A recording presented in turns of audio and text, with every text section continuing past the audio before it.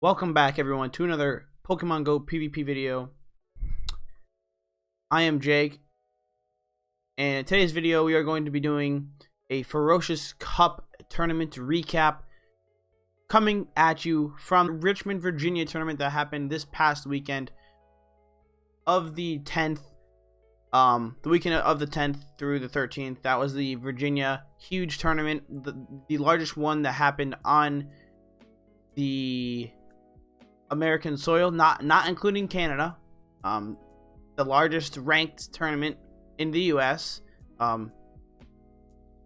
to date, beating out the Mirror Cup of the West in Texas. So this one was the largest one, and I was able to make it out with a few friends of mine.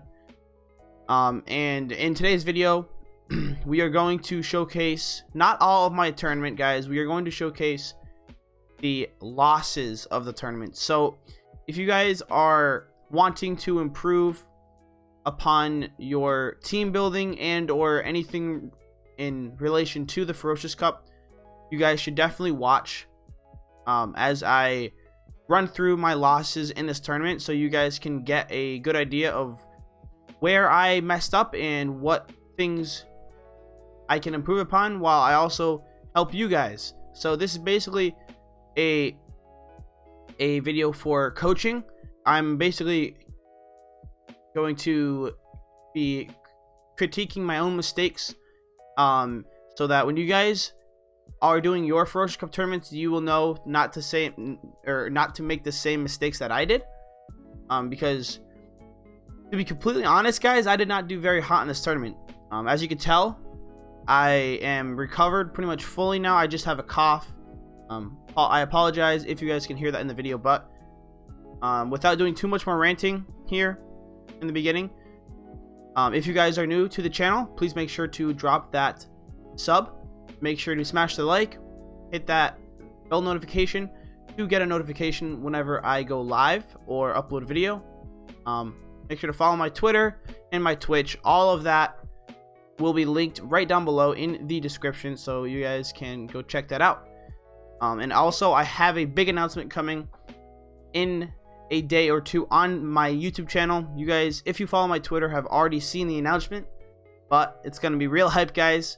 I hope you guys are ready for 2020 with Go Stadium team tournaments, because I am ready and I have a jump start on that. So without further ado, let's get into my Ferocious Cup Richmond tournament recap. So guys, here we are in round number 1 against Mr. Valor Up. So this opponent actually watches my videos, which was very awesome. I appreciate everyone who I met there, including some other creators like Jokes, like Arrow, like Purple Kyogre. I'm sorry if I'm forgetting you, but I met a bunch of fans, a bunch of creators who I hadn't met before, and I talked to a few of the other people who I met at GoFest, and I want to say I really do appreciate you guys for supporting and coming up to me and saying what's up and all that stuff. So I really do appreciate that. It was a very awesome time there. But let's get into the battles here. So against my round 1 opponent, we are going to have our teams up here. Here's my Ferocious Cup team, and here is his Ferocious Cup team. So to go over my quick recap of what my team has, or a quick review, I'm running Alolan Ninetales with Charm, Ice Beam, and Psyshock. I'm running Lanoon with Grass Knot, Shadow Claw, and Dig. I'm running Vaporeon with Water Gun, Last Resort, and Aqua Tail. I'm running the Bibarel with Water Gun, Surf, and Hyper Fang. I'm running Skunk Tank with Poison Jab, Crunch, and Sludge Bomb. And then I'm running the Needle Queen with the moveset Poison Jab, Earth Power, and Earthquake. So that's my team. And the first round opponent is running Skunk Tank, the Bibarel, Alolan Ninetales, Umbreon, Needle Queen, and the Minun. So let's get right into this first battle here and see what our opponent has in store for us.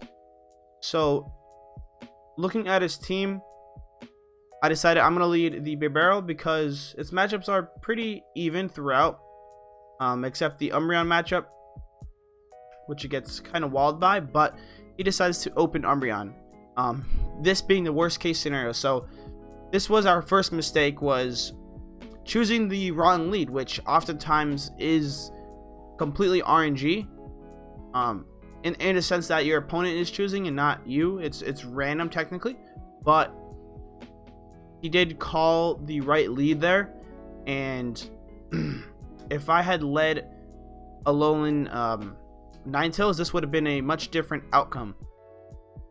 So in this matchup, you should actually go Hyper Fangs to get slightly more damage, but instead I'm going Surf here. In the zero shields, as you can see, Umbreon is able to win. And so here we do decide to bring in our Alolan Ninetales to farm down that Umbreon, get a tiny bit of energy, but he does have Last Resort, so he is going to hit us with that, but there's no need to block. It really only does about a fourth. And then he brings in Nidoqueen, and this is where I'm in a very, very bad spot, because he could just completely use that Poison Jab to farm down my Alolan Ninetales and save all that energy, and he has a shield advantage at this point. So my only mistake really in this match was choosing my lineup. As you can see here, I do block that Earth Power, but he's gonna get off another Earth Power, like before I even get to my first, which is really bad because now we are down a shield, and he switches into a Skuntank.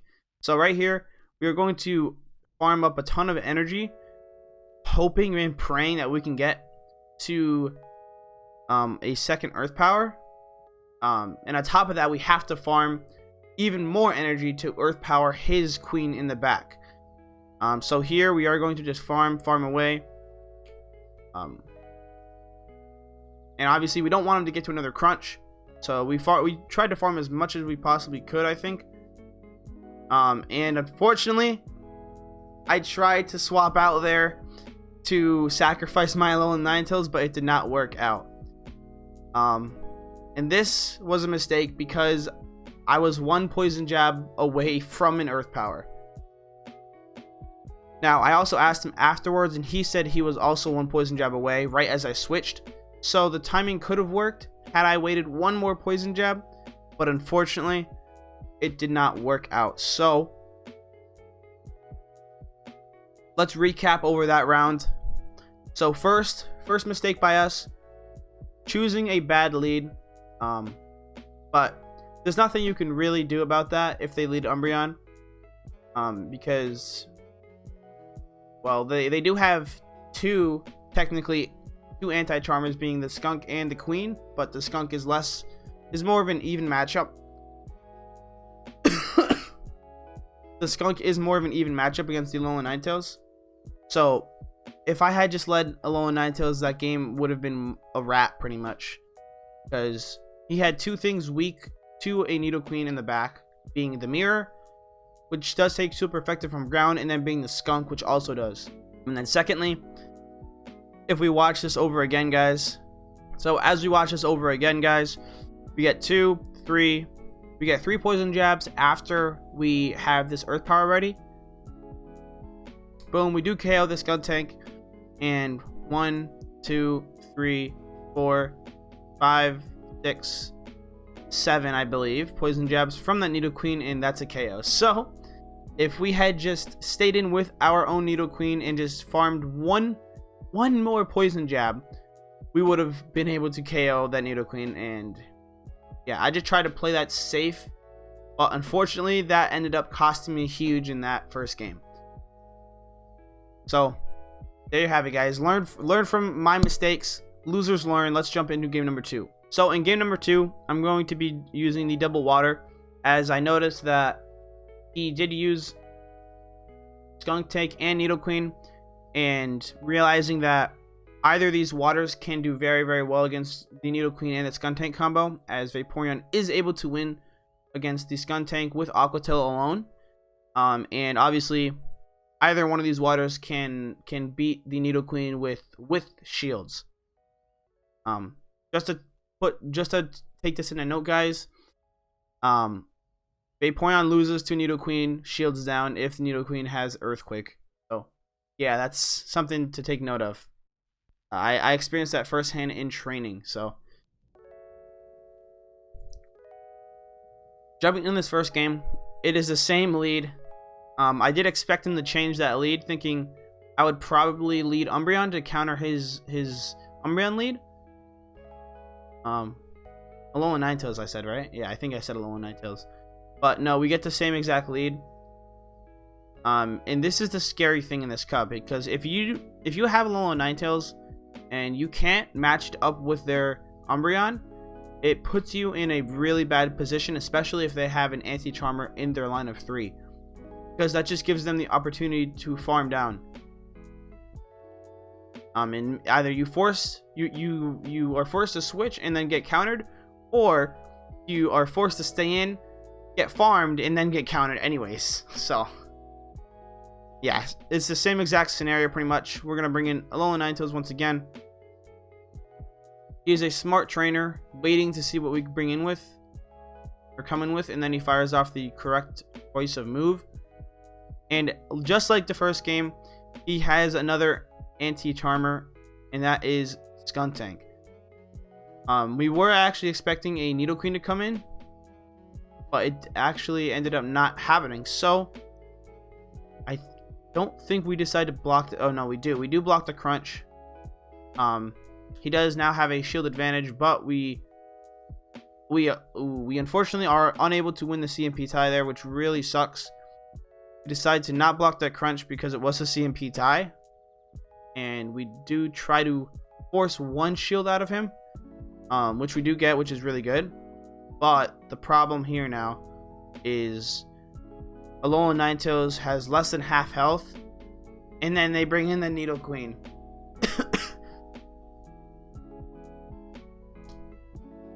That really sucks.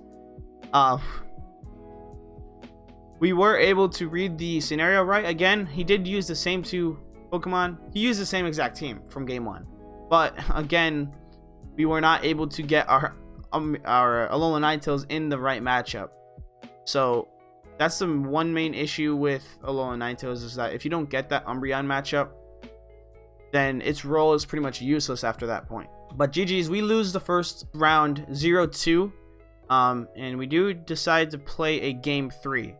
So jumping into game number 3, we finally get a good lead after we've lost the series. It's Nidoqueen onto Alolan Ninetales, and he switches into Umbreon, and then we switch into our own Alolan Ninetales. So you can take what happened in game 1 and 2 as the same. The same mistakes were made, mostly just a bad lead, and that in turn causing me to get destroyed by a Nidoqueen.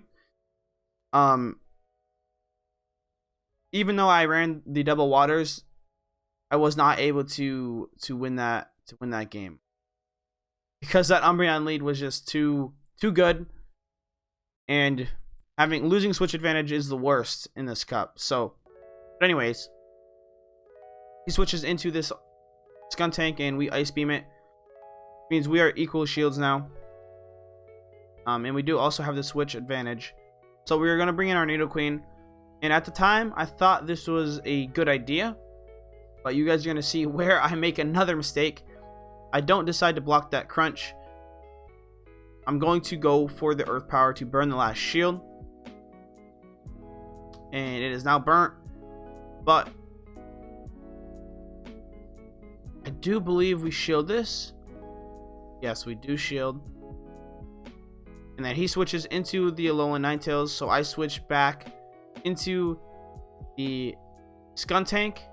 And unfortunately, we decide to go for the crunch for some odd reason, instead of letting the Alolan Ninetales bring us down very low. And now you guys are going to see what happens here. So unfortunately for us, Sludge Bomb will not do very much damage to the mirror. And yeah, we are so low that he is actually able to farm us down. And we bring in our Nidoqueen, and he has enough energy to finish us off with a crunch. So my main issue there was bringing in the skunk tank and not allowing that charm to do enough damage. I either should have used sludge bomb to immediately knock it out so that we could have a fighting chance in the mirror match, or I allow the charmer to charm me down to about 1 HP so that they can't come in and farm very much energy off of me. That's the one thing you guys have to take note of in this cup. There's a lot of matchups you can just straight farm down, like Alolan Ninetales and Nidoqueen, or like Alolan Ninetales and Umbreon. And unfortunately, you just have those mirror matchups where you have a sliver of health and they're just able to farm you down and really not pay much for it. So yeah. Round 1 not going good at all. This is a terrible start to the tournament, but we're gonna see how our other losses turned out. So yeah, GG's to Mr. Valor up. We lose 0-3, and let's get into round number, I believe it was round number 4 was where we take our next loss. So let's jump right into that. Alright, so jumping into round number 4 where we take our next loss, we're going up against the Morphing Jar 90. He's running a double Charmer with Delcatty and Alolan Ninetales, Umbreon, Nidoqueen, and the double water with Suicune and the Bibarel. So we immediately noticed that Alolan Ninetales can win the majority of those matchups, including Umbreon, Delcatty, Suicune, and it can draw in the mirror, and it will just barely lose to Bibarel if it decides to not block twice in the 2 shield, and then it gets walled by Nidoqueen, obviously. And we also want to bring in the Grass Knot from the Lanoon and the Dig, because we notice it does pretty good damage across the board. And we decide to lead Alolan Ninetales, and they lead the Delcatty. So this is a really good matchup for us. We can just straight farm this down at the cost of 1 shield, but that is okay. So we do block, charge move, and we are going to farm down Delcatty, and then whatever comes in is going to get an Ice Beam to the face. Hopefully it's not a Suicune, and unfortunately it's a Suicune, so not good. We should have went the Psyshock, but honestly I was just too scared of getting farmed down quickly. But because the Snarl is not doing very much damage to us, we are able to chunk it down very, very low. So this is a really good start to the game, because that Suicune is in range to be farmed by Shadow Claw. And I've looked into this strat, this Suicune strat, this slip and slide strat from Toshi for a while now, and I know exactly what's going to be going on. So people are just going to try to bubble beam you down, and so sorry about the cough, but anyways, in this matchup all we're trying to do is bring this Umbreon down low, because we know the Suicune doesn't really harm our other water type that much. And so here he is going to block.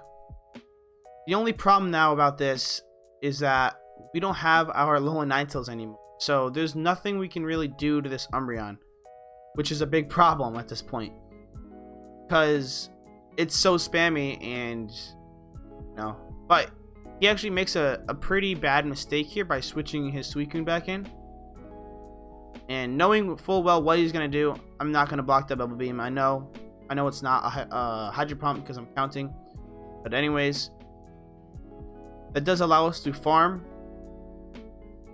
and then we force the Umbreon's last shield. We are able to get off this Hyper Fang, and this is looking pretty good for us right now, but the one problem is we have to get rid of this Umbreon. So we are going to shield this foul play and pray to God we can get to the Surf, and unfortunately we can't. Umbreon is just too spammy, and our Shadow Claws will not be able to feint down the Umbreon. So in that matchup, I don't think there's much I could do besides maybe keeping my Alolan Ninetales somewhere else in the back, maybe.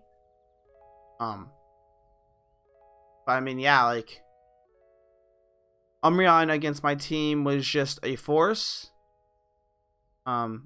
especially not having my own Tamir. But that's just how it happens. I learned that after this tournament, I learned that I need Milo and Ninetales to get matched onto an Umbreon if I'm going to bring it. Because otherwise, it's just going to get farmed by a poison type. So, knowing that, we're going to switch up our lineup here and try to adjust. So, we are going to lock in, and we're going to be leading with our water. And he leads with his water, Suicune. So, this matchup is really interesting. But if you want to win it convincingly, you have to try to go for the debuff with the Bubble Beam. But it looks to me here that he's going to go for Hydro Pump. So we're just going to not block. Even if it doesn't do too much damage. As you can see there, it does maybe about half my HP. But I don't really have to worry now because I know what's coming next. It's going to be the Bubble Beam. And now we can just go for the Surf. And hope that it KOs. And I believe it does. Yes, it does KO, so that's a good matchup to win right there. We get rid of his debuffing strategy from the get-go. And his main mistake right now is using that energy to KO. Because even if I got to a Surf, it was debuffed. And that switch advantage we had was huge. Because now, look at us. We forced out his Nidoqueen, and we have our Grass Knotter to take down this I'm brain farting right now. They take down this queen. So we are going to go Grass Knot. That Shadow Claw charges energy very, very quickly. But we do have to be aware that we need to kind of win this matchup here. And we're going to hope we get to a Grass Knot right before they can get to an Earth Power. So we are both committing our shields here. This is where they made a mistake. They switched out to Umbreon. I was able to get a Grass Knot. And, you know, thinking fast, I switch out of there. Preserving that energy for the Nidoqueen that is going to come back in. But luckily for us, I believe we faint this down? No, we don't. We can't faint down the Umbreon fully. So we are just going to go for the KO. And then the Nidoqueen comes back in. But we do have the Grass now, which is really, really clutch. So we are able to win this matchup with a sliver of HP. And take down our opponent to get a 1-1 scoreline. So that was very good by us. A very good adjustment. And it was a very close series right there.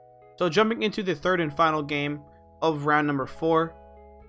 Against Morphing Jar, we're going to be leading our Linoon, and he leads his Suicune. So a pretty solid matchup for us. Even if he debuffs our attack, that's fine. We are going to hit him with Grass Knot. And he makes a really good, amazing swap there, allowing him to absorb this Grass Knot onto the Umbreon. And that's where one of my main mistakes will come back to bite me in my A-word. I don't want to say this on YouTube, but you know what I'm talking about. In my cheeks. He actually switched out after I got to a Grass Knot. Like two Shadow Claws after I got to it. So I don't know if that was a mistake by him or a slow switch. But it ended up working out somehow. So now he's able to bring in that Nidoqueen. Which is actually a common strat I see now in this cup. Lots of people like to swap into the Umbreon to bait out the Alolan Ninetales and then come in with the Nidoqueen to farm. But we are on top of our switches here, as we do predict that switch in. But this is where we make a huge mistake and we don't block the Hydro Pump.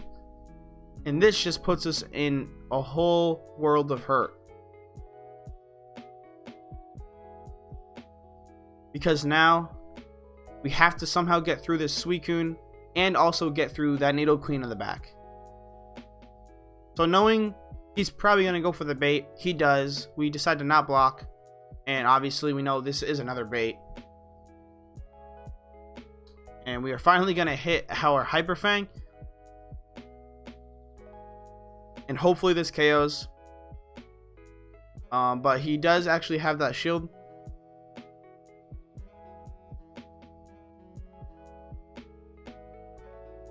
And he just continues to go for the baits, as you guys can see.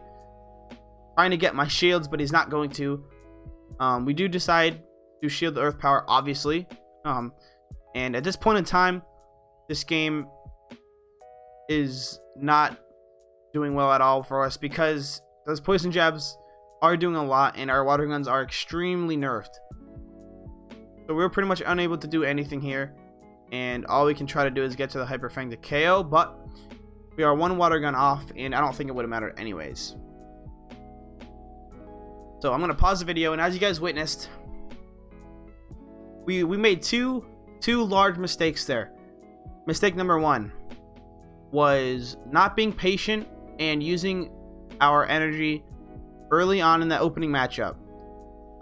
That put us down, that put us behind when we came back into that matchup later on.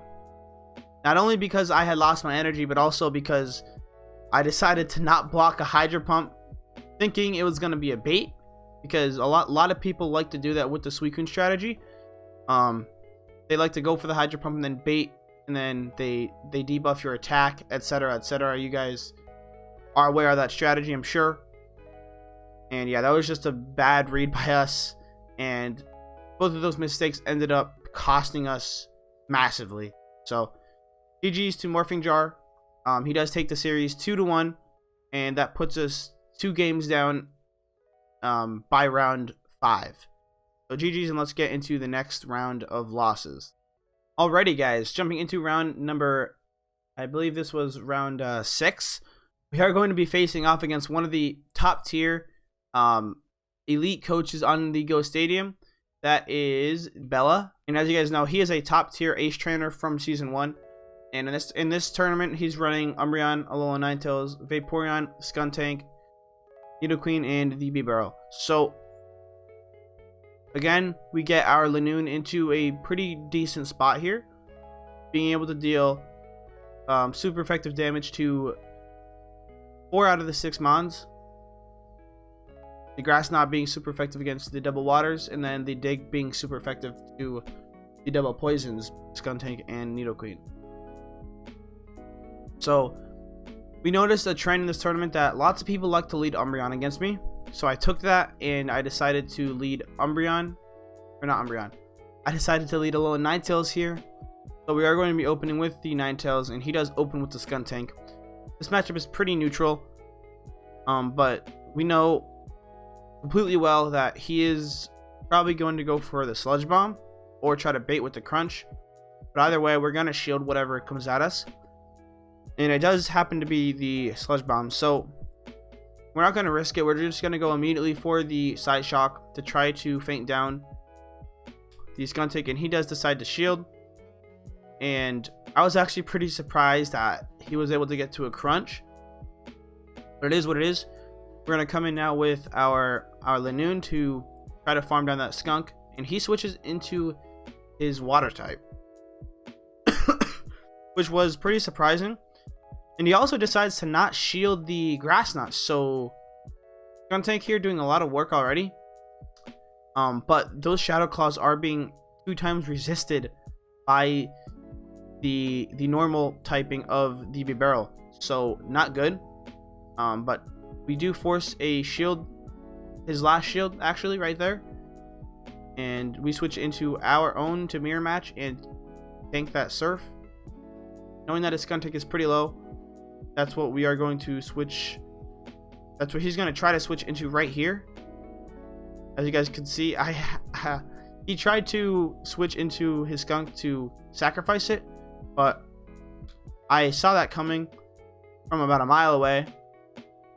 That was my only way I was really going to win this game, actually, which was a really good call by me.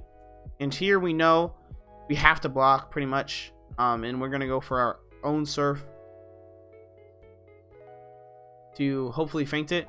It was very close, and we are able to feint down his Vaporeon. So we do take game 1, even losing the switch advantage in the beginning. So that was a good way to come back from that. We chose a really good team comp, and we had a good strategy going on. But after this, the games just go downhill. So let's get into game number 2.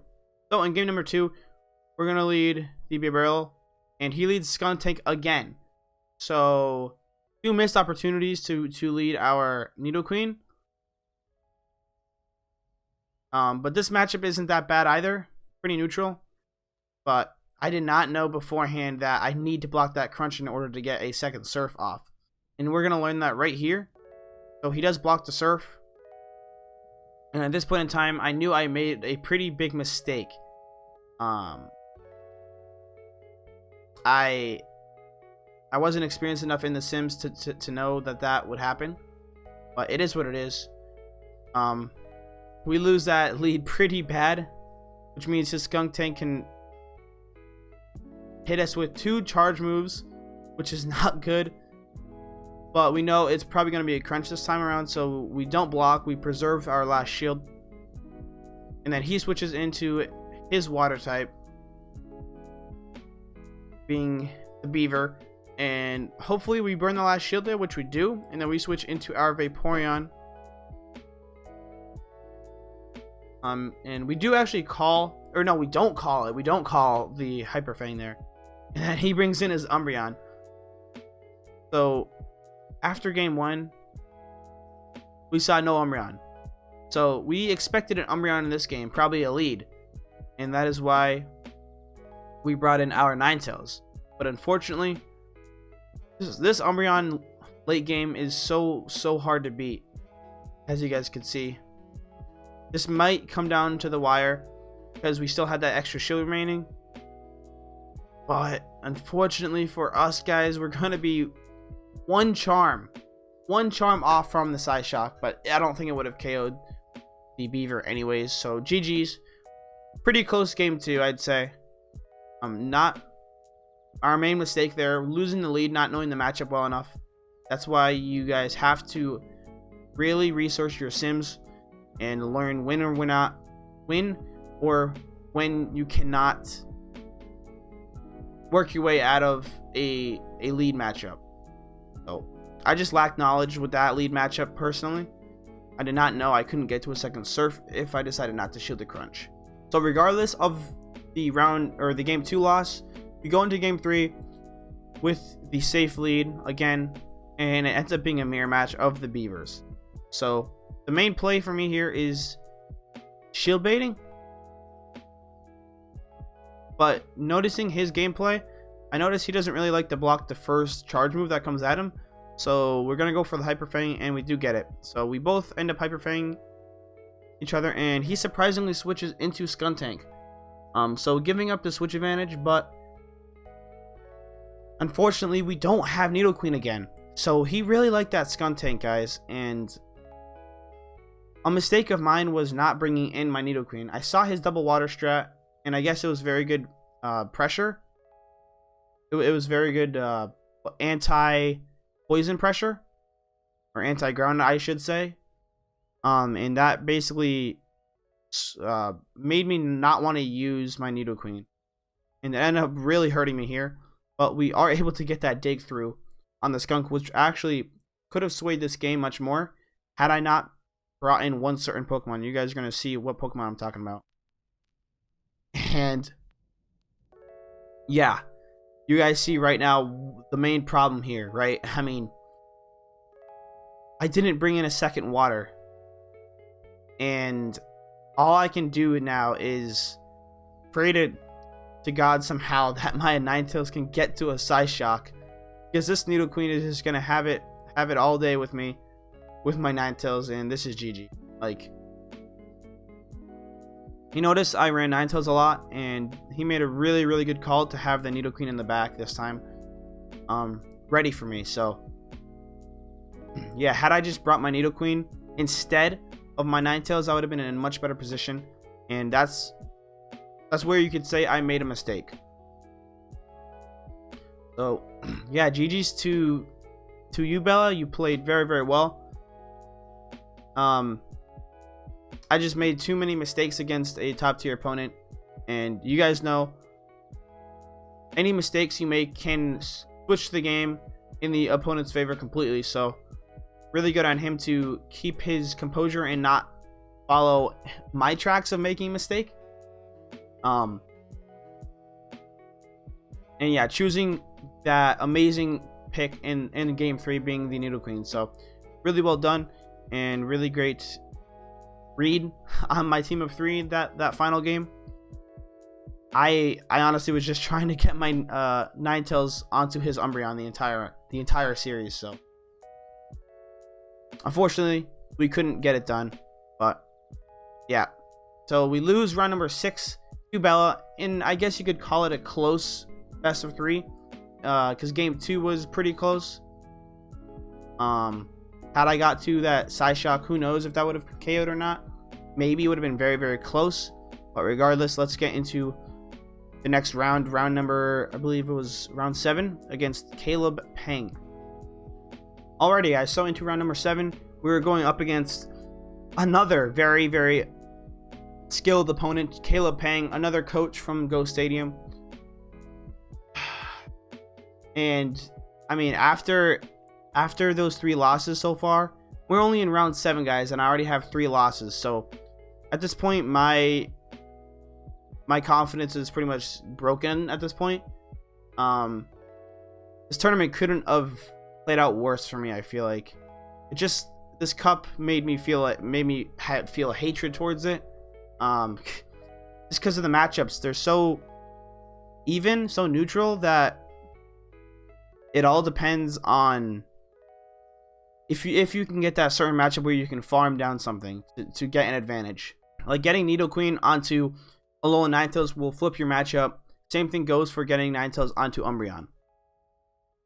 But regardless, Caleb Pang is going to be running Umbreon, Alolan Ninetales, Beaver, Nidoqueen, Raichu, and A-Slash. So, getting into this, we notice we are going to be leading Ninetales, seeing as how well he had that Raichu, which I was interested in. I wanted to match up with that, because if you guys look at my team, Raichu can do a lot of work. I mean, it can beat the double waters I have. It can potentially win against the Lanoon or the Skunk Tank if it has that energy. Even if it has even energy, I believe it can win. So that's why I led my Alolan Ninetales here, but it doesn't really matter because this lead matchup is pretty close. And we brought in our Beaver, because, well, look at his lineup.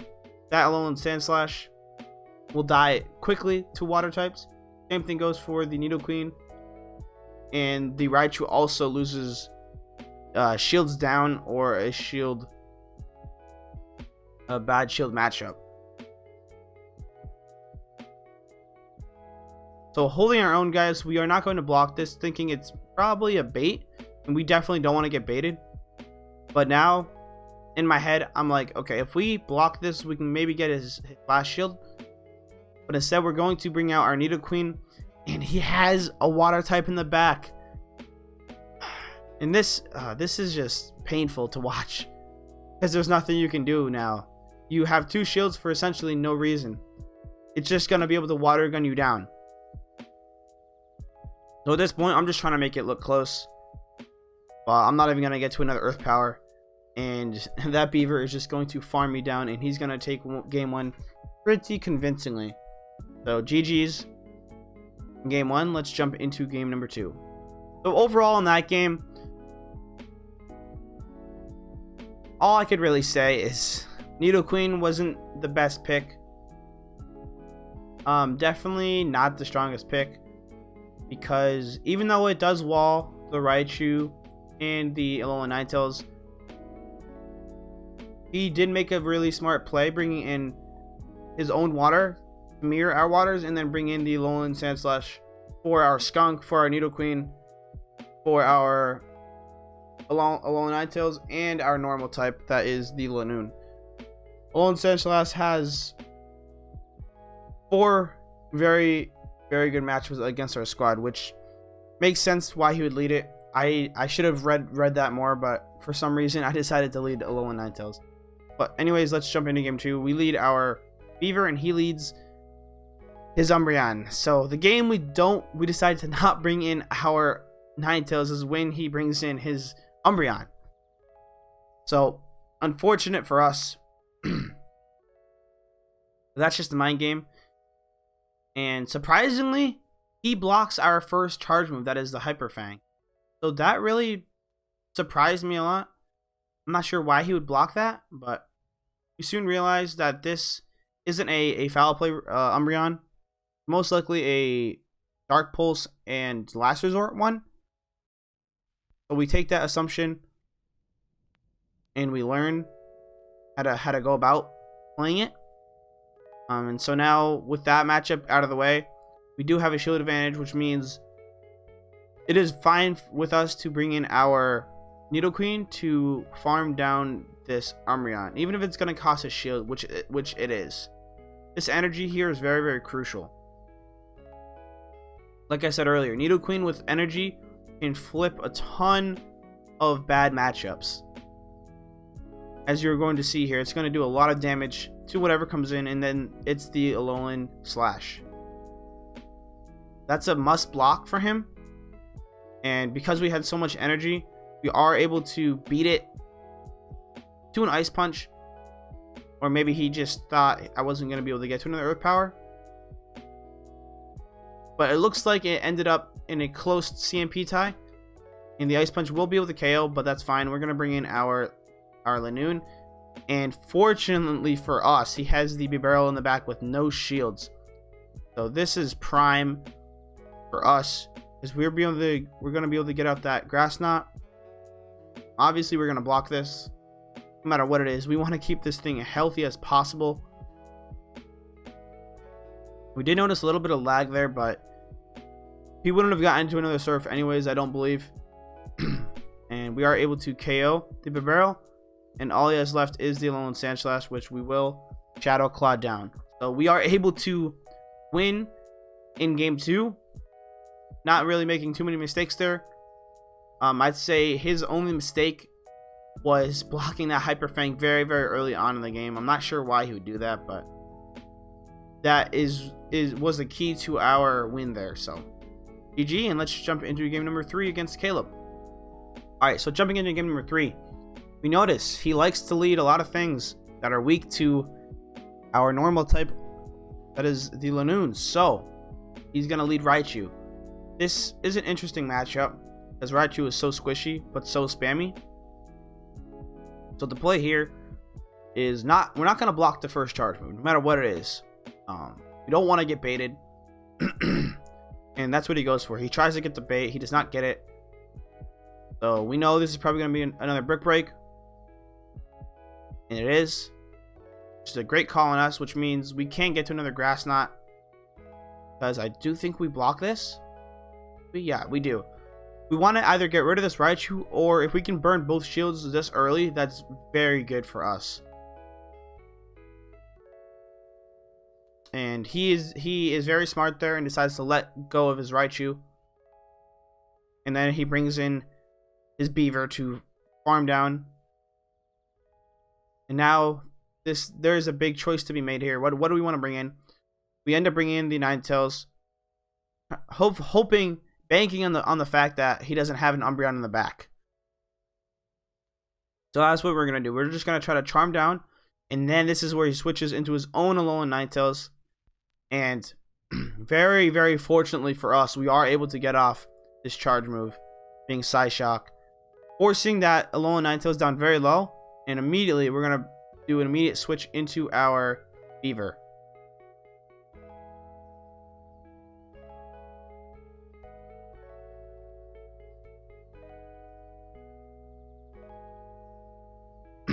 And knowing really, really well that we have to burn that last shield of his, we're gonna go for the shield bait with the Surf. And we do get it, which is huge. Now it's a race to the Hyper Fang.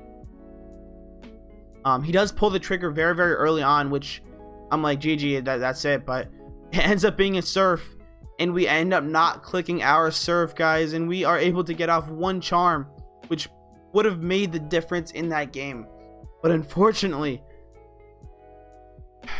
maybe we over-tapped the Water Gun somehow, or I don't know what happened, but you guys could see. I'll slow it down for you. You guys can see right here, boom, we get to the Surf. But as you can see, I was pressing down on it, and it would not launch for me. Like, it was that slim of a margin. One more water gun and I was dead. And I don't know what happened there, but I really did think I thought I tapped on the surf. Once I got to it, I pretty much pressed it immediately, and for some reason the game didn't want to give me the surf, and unfortunately we do lose that because we didn't press the surf. Apparently, I guess the game didn't register it early enough, or something happened in the game there. But you know, it is what it is. Everyone makes mistakes. You know, this game isn't perfect at all times, and I make a lot of errors. So does everyone else who plays. So I guess there's really not much you can do about it but learn, and that is why I am making this video right now. So yeah, that's all my losses from the Virginia tournament. Huge tournament with 149 players, largest ranked tournament to date in the US, and happened right there in Richmond, Virginia. So huge shout out to King for organizing this and all the other hosts involved. I could shout you guys out, but I don't have the names on paper right now. But amazing tournament. It was ran pretty well, and stream was very fun to watch over. So I'll leave the tournament link down below in the description or in the pinned comment, either one, so you guys can go check out all the teams. And I hope this gave you some very valuable information about a week and a half into the Ferocious Cup meta. So yeah, I hope this helped you learn from my mistakes, and I really hope this, you know, improves your matchup knowledge, and hope it helps you learn from my mistakes. This was not my best tournament. I did end up going even 4-4 with 8 rounds, so definitely not the showing I wanted to put on. All I can really say is this cup is a little weird, and although I didn't get enough practice, I was sick, which, you know, health over the game, so I was not able to practice enough, I guess. I felt ready to play well, but clearly by the results I was not prepped enough. So GG's to everyone I met at the tournament. You guys were amazing, and again, very humbled to see everyone there. And yeah, I hope this video helped you out in your preparation for your own Ferocious Cup tournament. If you guys enjoyed, please don't forget to smash that like and subscribe to the channel. And last but not least, congratulations to the winner, Fly Eagles 011, on this win at Virginia. Very, very well done, and it was awesome to meet you after the tournament. So GG's, bro. And until next time, I will talk to you guys later. Have an amazing day, and I will be bringing you guys part 2 of my wins of this tournament in the coming days. So until then, talk to you guys later. Peace out.